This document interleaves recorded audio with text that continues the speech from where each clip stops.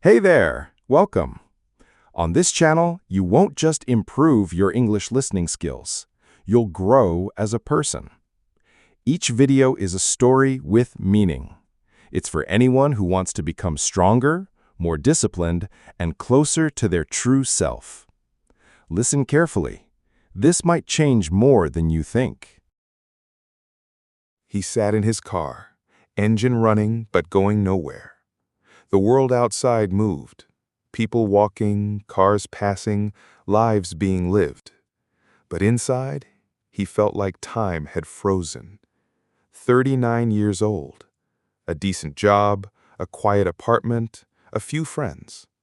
Nothing to complain about. And yet, nothing to celebrate either. It wasn't that something terrible had happened. It was that nothing was happening. Every day looked like the last. Wake up, go to work, come home, scroll, sleep, repeat. And that day, for some reason, it hit harder than usual.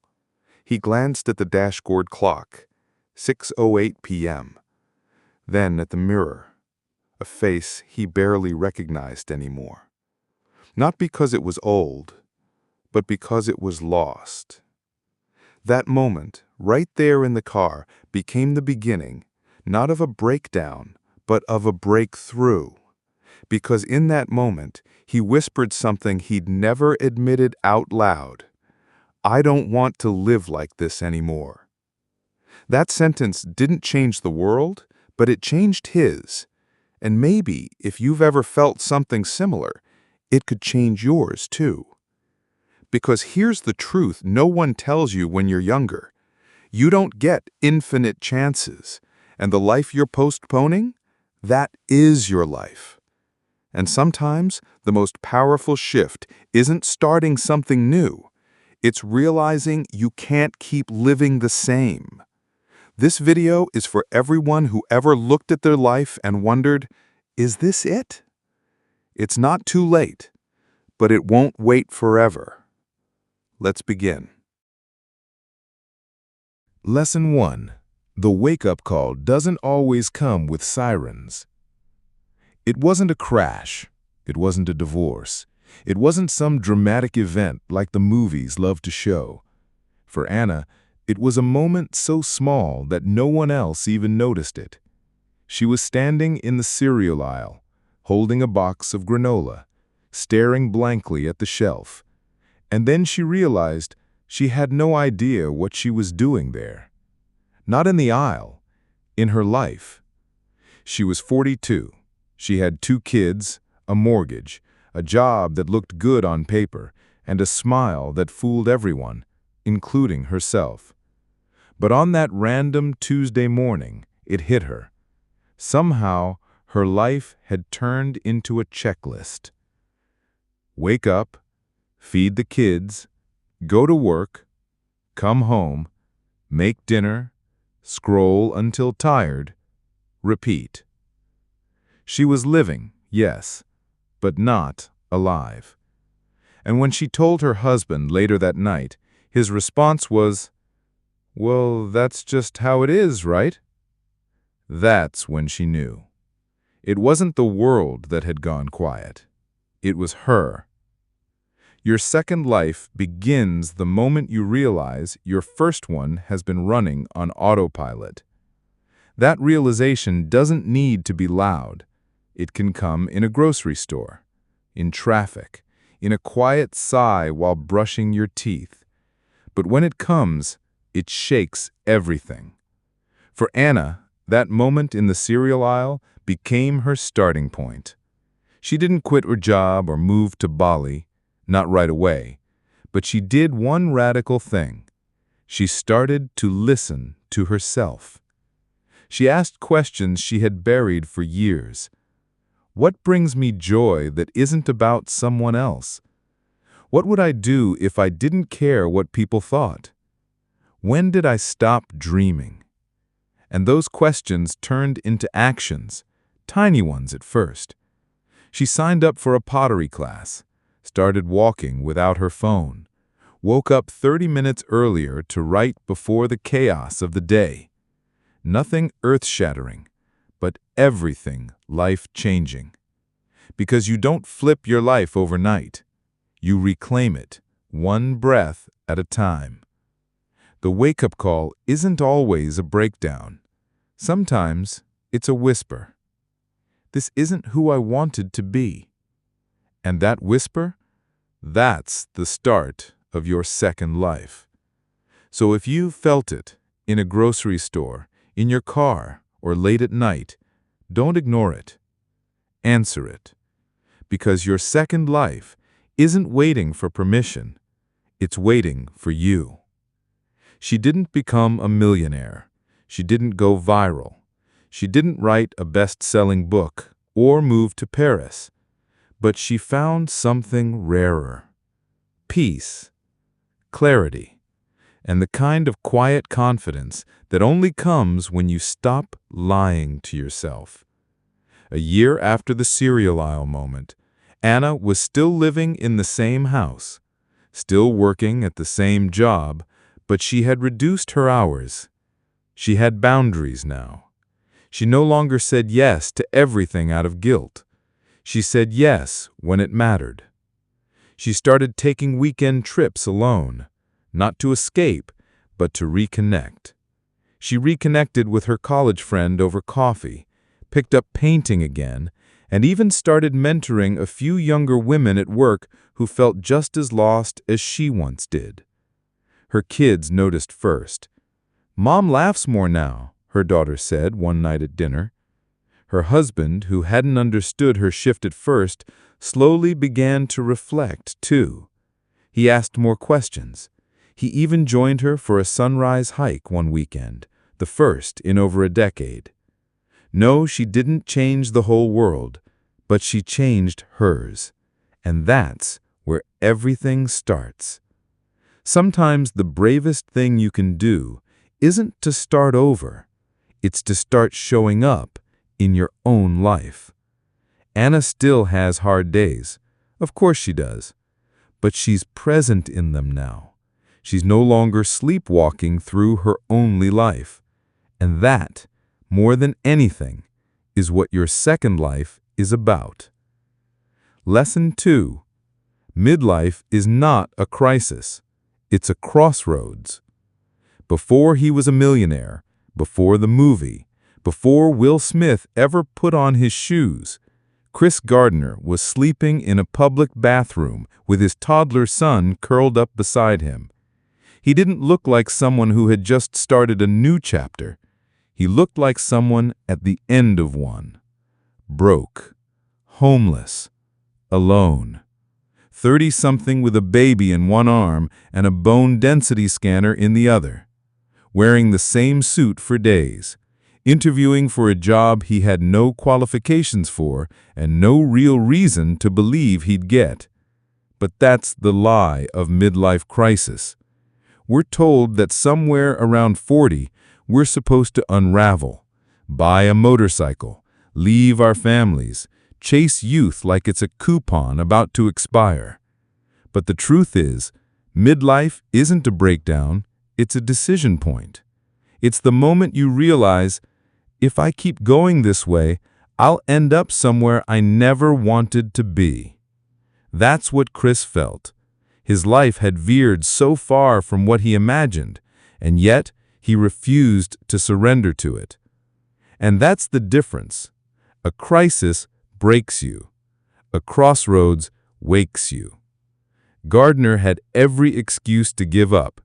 He didn't have a home, didn't have support, didn't even have clean clothes some days. But he had a son and a vision of who he didn't want to become. That was enough. He showed up to unpaid internships in finance, competing with Ivy League graduates, while sleeping on buses, trains, and shelter floors. Most of them had degrees.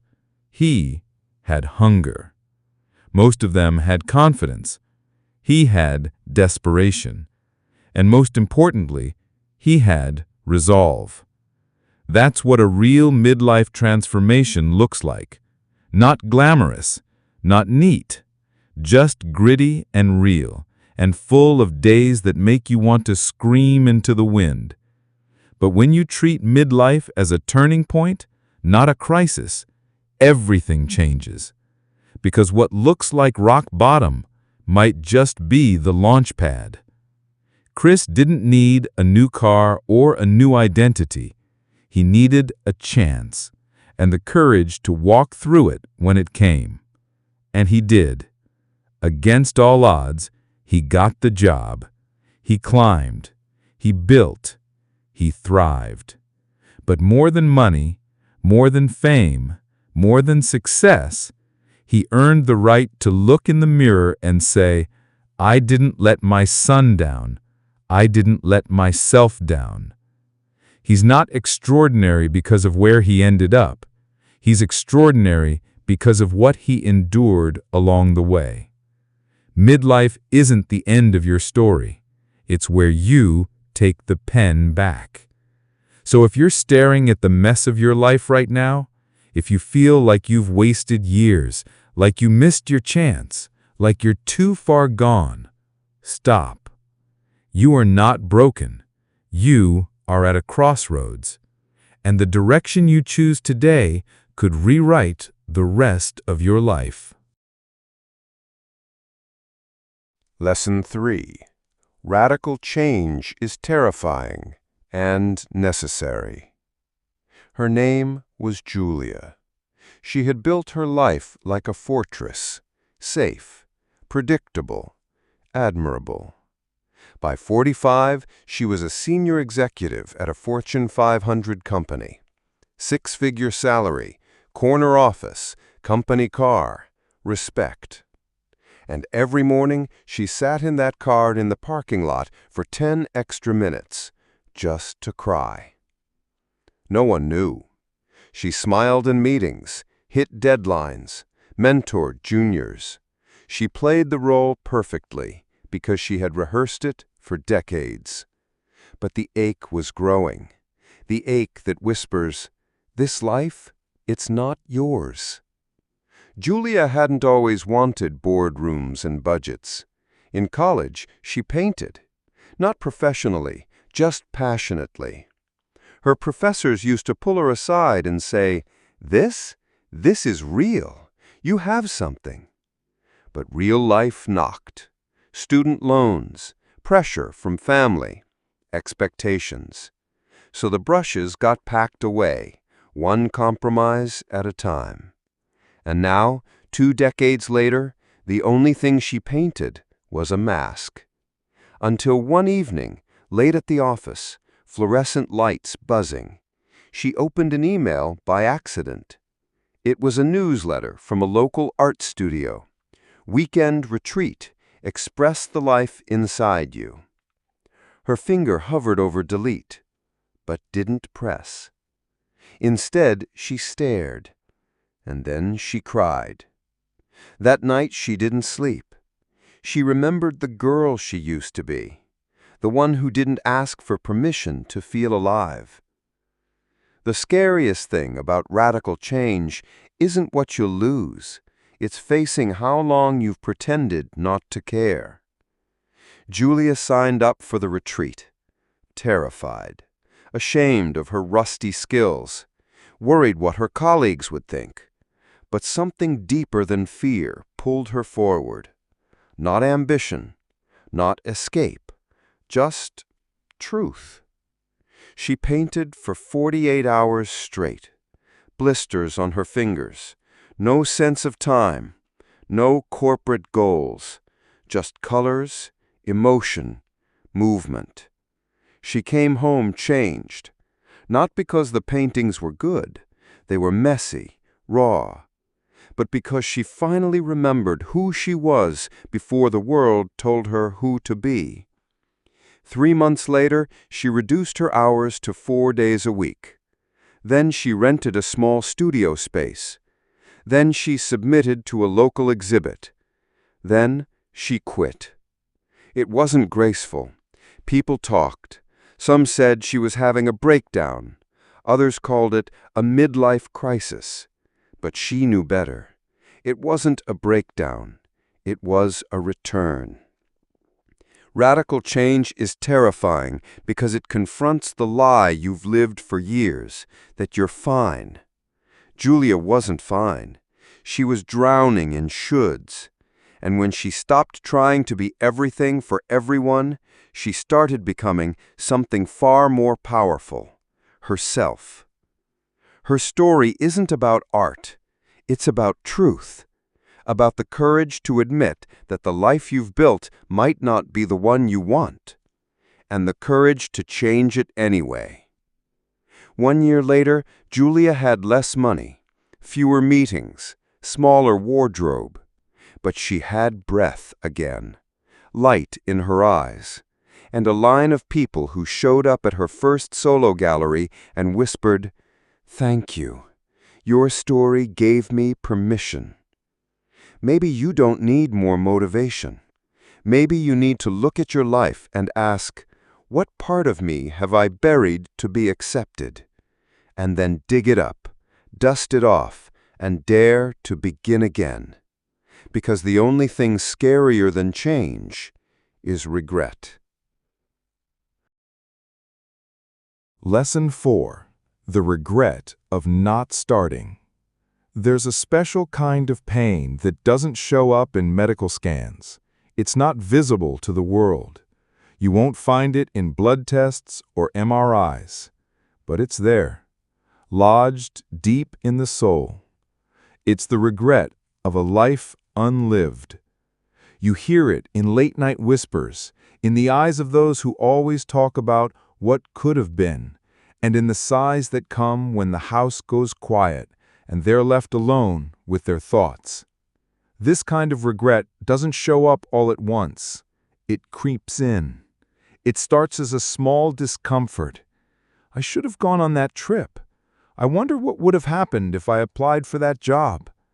I always wanted to write a book. And then it builds, year after year, until one day you wake up and realize you never even tried. It's not failure people regret the most. It's never having started at all. That's what nurse Bronnie Ware discovered after spending years caring for people in their final days. She recorded their stories, their last confessions, and the truths they were finally brave enough to say. The number one regret of the dying wasn't, "I wish I made more money," or "I wish I had more success." It was this: "I wish I'd had the courage to live a life true to myself, not the life others expected of me." Let that sink in. Not the life your parents wanted, not the one your boss defined, not the one society applauds, but your life. The songs you never wrote, the cities you never visited, the business you never launched, the love you never fought for. And the terrifying thing? No one can live that life for you. Not your partner, not your kids, not your friends, not even your therapist. It's all on you. Starting is scary, it's messy, it's uncertain, it might be embarrassing. But you know what's worse? Lying on your deathbed and realizing you were too afraid to live. There's an old saying, "The cost of not following your dreams is spending the rest of your life wishing you had." It's true. That book idea you shelved 5 years ago, someone else published it. That trip you postponed until next year, that country just closed its borders. That call you didn't make, they're not around anymore. Life doesn't pause while you wait for the perfect moment. It just keeps moving. So many people say, "I'm too old, I missed my chance, I'm not ready." But the truth is, the perfect time never comes, and starting late is better than never starting at all. Here's the harsh truth. Time is not your friend. It won't wait, and it won't apologize. But that's also what makes this moment powerful. Because now is the youngest you'll ever be again. Now is the only time that's real. So if there's a dream buried inside you, a business, a book, a road trip, a love, a second chance, start moving toward it. Not tomorrow, not next week, now. Regret is heavy, but action, even small, clumsy, awkward action, is freeing. There's an old saying, often misattributed to Mark Twain, but still powerful. 20 years from now, you will be more disappointed by the things you didn't do than by the ones you did. Ask yourself, what have you been putting off? What's that one thing you keep saying you'll do someday? And what if someday never comes? Because one day, your story will be told, with or without your permission. Make sure it's one worth telling. Make sure you lived. Lesson 5. Your second life is not guaranteed. There's a dangerous illusion we all silently buy into, that we'll get around to it. We say things like, I'll start next year, when things calm down, once the kids are older, after I finish this project, when I feel more ready. And slowly, quietly, we start building our lives on someday. But someday is a lie. And the most brutal thing about this lie is that it's comforting. It soothes you into complacency. It wraps you in a blanket of false security. It whispers, don't worry, there's still time. Until one day, there isn't. You see, not everyone gets a second life. Some people never wake up. Some never get the moment in the cereal aisle, the punch in the gut, the whisper in the dark. They just keep going, half asleep, half alive, until the curtain falls. And the truth is, the moment you realize you need a second life is also the moment you have to fight for it. No one is coming to rescue you. No external force will do the work. If you want more meaning, more joy, more presence, you have to decide that your life is worth interrupting. Let me tell you about Thomas. Thomas was a 53-year-old lawyer, successful by every external metric. He had a corner office, a luxury car, a pension plan. But inside, he was slowly crumbling. He hadn't painted in 25 years. He used to sketch every day in college. It was the one thing that made him feel alive. But the moment he got his first job in corporate law, he packed up his art supplies and never touched them again. He told himself it was temporary, just until the promotion, just until the kids were grown, just until the mortgage was paid off. 25 years later, he opened his old sketchbook. The pages were yellowed, the ink had faded. And he realized he had been waiting his entire life to live his life. That night, Thomas bought a blank canvas, and for the first time in decades, he painted. Not for money, not for fame, just for him. He didn't quit his job right away, but within 6 months, he reduced his hours. Within a year, he started showing his work in local cafes. Today, he's a full-time artist, traveling the world teaching others how to reconnect with what they've lost. But here's the part most people don't know.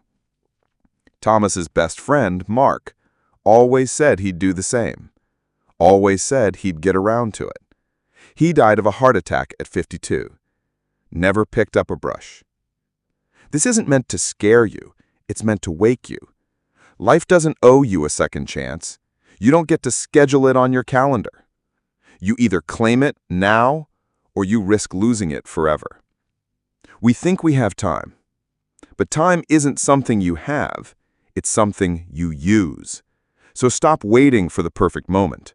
Stop hoping for a dramatic sign. Start with what you have, where you are, right now. Because the scariest question you'll ever ask yourself isn't, what if I fail? It's, what if I never even tried? Final reflection. One life, just one. There's a moment late at night when the noise quiets. No phone buzzing, no meetings, no errands or school runs. Just you and the question you've been avoiding. Is this it? Maybe you've built a good life, the one everyone told you to chase. Maybe it even looks great on paper.